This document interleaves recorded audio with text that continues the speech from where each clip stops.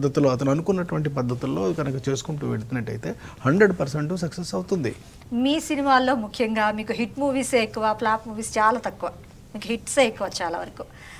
ఎలా ఫీల్ అవుతారు? అండ్ ముఖ్యంగా లేడీస్ ఫాలోయింగ్ ఉన్న ఒక గొప్ప దర్శకులు ఎవరైనా ఉన్నారంటే ముందు వరుసలో మీరే ఉంటారు. 100% అండి. అది అందరికీ సాధ్యం కాదు, ఎందుకంటే హీరోలకో వేరే చోట ఫాలోయింగ్ ఉంటుంది, కానీ ఒక డైరెక్టర్కి లేడీస్ ఫాలోయింగ్ అంటే అది ముఖ్యంగా మీరే ఉంటారు. మీరే కూడా ఎలా ఫీల్ అవుతారు దానికి?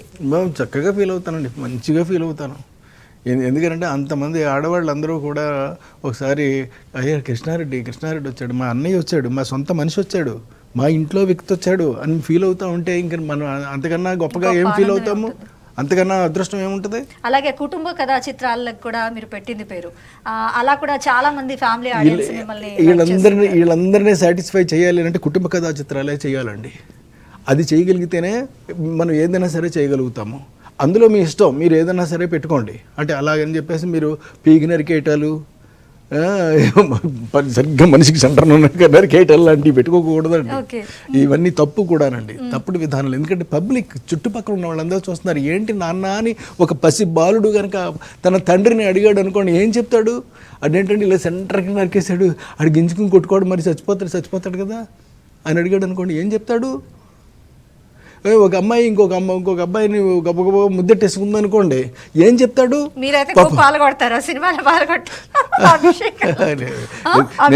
పాల్గొట్టారు కదా. అంటే నేను నా సినిమాల వరకు నేను చేస్తానండి. నా సినిమాల వరకు అది నేనే బాసును కాబట్టి, నేనే సర్వం కాబట్టి, నేనే కథ కాబట్టి, నేనే స్క్రీన్ ప్లే కాబట్టి, నేనే సంగీతం కాబట్టి, నేనే everything. Captain of the ship కాబట్టి నేను చూసుకుంటాను. మరి ఇది ఎవరి బట్టుకాళ్ళు ఎలా చూసుకుంటారు అని అంటే ఏం, మరి అది వాళ్ళకి సంబంధించినటువంటి ఇష్టం, వాళ్ళకు సంబంధించినటువంటి ఆలోచన విధానాన్ని బట్టి ఆధారపడి ఉంటుందండి అది. అంటే మీరు తీసే చిత్రాలకి అండ్ వేరే దర్శకులు తీసే చిత్రాలకి చాలా తేడా ఉంది. అంటే మీరు కుటుంబ కథా చిత్రాలు తీస్తే మిగతా వాళ్ళు అంతా యూత్ని టార్గెట్ చేస్తూ తీస్తున్నారు. వారికి మీరేం గైడెన్స్ ఇస్తారంటారు ఇప్పుడు వచ్చే అప్కమింగ్ డైరెక్టర్స్కి? యూతే అవసరం లేదండి, కుటుంబ కథా చిత్రాలు కూడా చేయొచ్చండి. కాకపోతే వాళ్ళ ధైర్యాన్ని బట్టి ఆధారపడి ఉంటుందండి.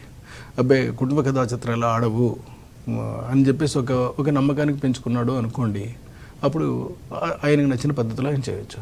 మంచి బూతులు అన్నీ ఉండాలి ఖచ్చితంగా ఈ సినిమాలో అని అనుకున్నాడు అనుకోండి, బూతులు అవి పెట్టవచ్చు. ఇవేమి నాకు సంబంధం లేని విషయాలండి. నేను నా సినిమాలని అందంగా జనానికి వాళ్ళ హృదయాల లోతుల లోపలికి వెళ్ళేటట్టుగా నేను ప్లాన్ చేసుకుంటాను, అంతే. ఇది నేను చేసే పని. అంటే మీరు సినిమాలనే కాదు, వారి టైటిల్స్ ని కూడా అంతే చక్కగా ప్లాన్ చేసుకుంటారు. అవునండి, అంత బాగుంటాయి. ఒక రాజేంద్రుడు గజేంద్రుడు కానివ్వండి, మరి మావి చిగురు కానివ్వండి, దీర్ఘ సుమంగళి బాబా కానివ్వండి, ఇంత చక్కగా నెంబర్ 1 కానివ్వండి, నెంబర్ 1 అలాగే వజ్రము, ఏదైనప్పటికీ కూడా టాప్ హీరో.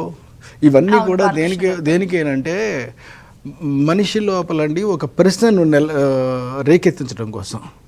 ఇప్పుడు టాప్ హీరో అని కృష్ణ అన్నామండి, కృష్ణ టాప్ హీరో ఏంటయ్యా అనేది బిగిన్ అవ్వడం కోసం అండి. నెంబర్ 1 కృష్ణ హీరో అండి. అది ఏంటంటే ఈయన నెంబర్ 1 ఏంటి అని చెప్పి అనడం కోసం పెట్టానండి. ఈయన టాప్ హీరో అంటే అవును ఈయన టాప్ హీరో, ఆయన ఆల్రెడీ టాప్ హీరో అని టాప్ హీరో అని చెప్పేసి చెప్పాడు. ఎంత తప్పే ఉంది అందులోను? అంటే just to suppose or to oppose. అంటే మీరు అలా పెట్టడం ద్వారా మరి అంటే మరి మిగిలిన నటుల్లో మరి దాని గురించి చర్చ వచ్చి ఉంటుంది కదా డెఫినెట్గా. ఎందుకు రాదండి? ఎప్పుడు రాదు అసలు. ఎందుకంటే మనం టైటిల్ ముందే అనౌన్స్ చేస్తాం కదా, చేసిన తర్వాత కదా బుక్ చేసుకుంటాము. అంటే నెంబర్ 1 అని చెప్పి మీరు కృష్ణ గారికి పెట్టారు, ఇంకెవరు లేరా అని కూడా చాలా మంది అనుకునే ప్రయత్నం. అది పబ్లిక్ అనుకుంటారండి, పబ్లిక్ అనుకోనిద్దామండి. అనుకుంటే నేను అందులో ప్రూవ్ చేశాను కదా, అది నెంబర్ 1 ఎందుకు అయ్యాడు, ఏంటి, ఎలాగైతే నెంబర్ 1 అవుతాడు, ఇవన్నీ కూడా నేను చెప్పానండి, వివరంగా చెప్పాను. అలాగే top hero Balakrishna, top hero ఎందుకు అయ్యాడు, ఎలాగయ్యాడు, ఇవన్నీ కూడా మనం అందులో డిస్కస్ చేయబడినాయండి. అలాగే నట సామ్రాట్ అక్కినే నాగేశ్వరరావు గారి కొడుకు కాబట్టి మీరు ఆయన్ని వజ్రం అంటూ ఒక పేరు పెట్టారు అని మీరు ఇప్పుడు చెప్తున్నారండి. కానీ వజ్రం పెడితే దానికి బాగుంటుంది అలాగని చెప్పేసి నేను పెట్టాను, అంతే. మీ ప్రతి మూవీ టైటిల్ కూడా చాలా బాగుంటది, అంటే హృదయానికి హత్తుకునేలాగా, మనస్ఫూర్తిగా ఎంజాయ్ చేసేలాగా ఉంటది. కానివ్వండి, దీర్ఘ సుమంగళి బాబా, రాజేంద్రుడు గజేంద్రుడు కానివ్వండి, ఇటు మాయలోడు కానివ్వండి. మాయలో ఇంకా యమలీల అయితే సూపర్ డూపర్ కదా. అవునండి. మీ ఫాదర్ ముఠా మేస్త్రి, ఐ మీన్ తాపీ మేస్త్రిగా కెరీర్ స్టార్ట్ చేశారు. అవునండి. అండ్ మీరు కూడా సినిమా మేస్త్రి, కెప్టెన్ ఆఫ్ ద షిప్. అంటే అసలు ఏ సినిమా బ్యాక్గ్రౌండ్ లేకుండా అసలు మూవీ ఫీల్డ్ లో అసలు మీరు ఎలా నిలదొక్కున్నారు? దాన్ని ఎప్పుడైనా ఎక్స్పెక్ట్ చేశారా? తాపీ మేస్త్రికి ముఠా మేస్త్రికి తేడా ఉంటుందండి. ముఠా మేస్త్రి అంటే నలుగురు ఒక 10 మందిని జనాభాను పెట్టుకునండి, వాళ్ళతో పాటు ఈయన కూడా చేసి కానీ చెయ్యకుండా కానీ ఇది ముఠాని రన్ చేయటం అండి. మా నాన్నగారు కేవలం తాపీ మేస్త్రి మాత్రమే. కొంచెం ఆయనే శ్రమ పడేవాడు, ఆయనే కష్టపడేవాడు, ఇసుక ఇటుకలు అన్నీ కూడా ఆయనే మోసుకునేవాడు. అలాగే ఆయన కొంకుదురు అనే మా గ్రామంలో ఒక శివాలయాన్ని కూడా ఆయన కట్టారండి. మరి ఇవన్నీ ఆయన ఎలా చేశారు? ఆయన శ్రమతో చేశారు, ఆయన కష్టంతో చేశారు, ఆయన చెమటతో చేశారు. నిజానికి ఆ శివాలయానికి ఎంతో అయ్యి ఉండదండి, బహుశా మహా అయితే 1000 రూపాయలు 1500 అయ్యి ఉంటుంది అంతే ఆ రోజుల్లో. మా ఇంటికే అక్కడ మా కొంకుదురులో మా విలేజ్లో మా ఇల్లు కట్టడానికే 3000 రూపాయలు ఖర్చు పెట్టారు అంతే. ఆయనే కష్టపడేవాడు. మరి అలాంటి మహానుభావుడు నేను ఎలా మర్చిపోతానండి? అంటే మీరు ఇంత ప్రయాణాన్ని ఆ రోజుల్లో ఏనాడన్నా ఎస్టిమేషన్ చేశారా? ఇంత ప్రయాణాన్ని ఎప్పుడు ఎవరో ఎస్టిమేట్ చేయరండి. భవిష్యత్తులో వచ్చిన తర్వాత ఓహో ఇలా జరిగింది కదా అని చెప్పేసి మాత్రమే అనుకుంటారు తప్ప ముందుగా మాత్రం ఎవరు రేపటి గురించి ఆలోచించలేరండి. ఇప్పుడు ఇది అయిన తర్వాత రేపు నాకు వెళుతూ ఉంటే ఏమైనా జరగవచ్చు కదా, ఇంటికి వెళ్ళొచ్చు. ఇలా కాదండి, ఎక్కడికి వెళ్ళను, ఇంటికే వెళ్ళిపోతానండి నేను. అంటే అది క్యారెక్టర్కి సంబంధించిన విషయం. అది నేను తప్పు చేయనండి. నేను ఇప్పుడు చెప్పాను, అప్పుడు చెప్తాను, ఎప్పుడు చెప్తానండి. ఇది ఒక ప్రొసెసర్ అంతే. చిన్ననాటి నుంచి మీకు పడిన బీజం అలాంటిది. అంతే తల్లిదండ్రులు నేర్పించిన విధి విధానాలు లాంటివండి. జాగ్రత్తగా పెరగడం, ఏదో zero bad habits, no smoking, nothing అండి.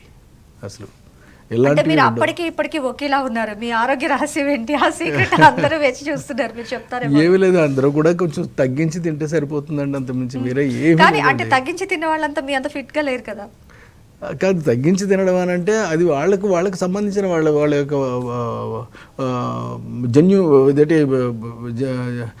జెన్యూన్స్ వీటిలన్నిటికి సంబంధించిన విషయం అండి.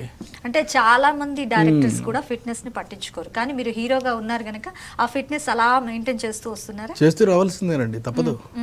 పైగా ఒక డైరెక్టర్గా ఉన్నా, ఒక హీరోగా ఉన్నా, ఒక కథ చేసినా, ఒక స్క్రీన్ ప్లే చేసినా, ఒక సంగీతం చేసినప్పటికీ కూడా ఏదైనా సరే మన ఫిట్నెస్ మనకి చాలా ఇంపార్టెంట్ అండి. నేను కనుక ఇప్పుడు డల్గా ఈసురోమంటే కూర్చున్నాను అనుకోండి, నాకు మ్యూజిక్ ఏమొస్తే రాదు.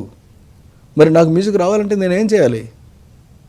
పాడుకుంటూ ఉండాలి, ఏదైనా పాటలు వింటూ ఉండాలి, వినేటటువంటి శక్తి కావాలి, పాడేటటువంటి శక్తి కావాలి, ఆలోచించే విధానం కావాలి. ఇవన్నీ కూడా మనకి మనిషికి అవసరం అండి. ఇవన్నీ ఏ మనిషికైనా సరే తను చేసేటటువంటి తన పనిలో తను శ్రమింపగలిగితే, తను ఇష్టపడితే ఎప్పుడూ కూడా అసలు అసాధ్యమైనటువంటిదే ఉండదండి సక్సెస్కి. ఇవాళ కావచ్చు, రేపు కావచ్చు, ఎల్లుండి కావచ్చు, అవతల ఎల్లుండి కావచ్చు అండి, బట్ ఏదో ఒక రోజుకి మాత్రం వాళ్ళు సక్సెస్ అయ్యే తీరుతారండి, నాకు తెలిసినటువంటి నమ్మకం.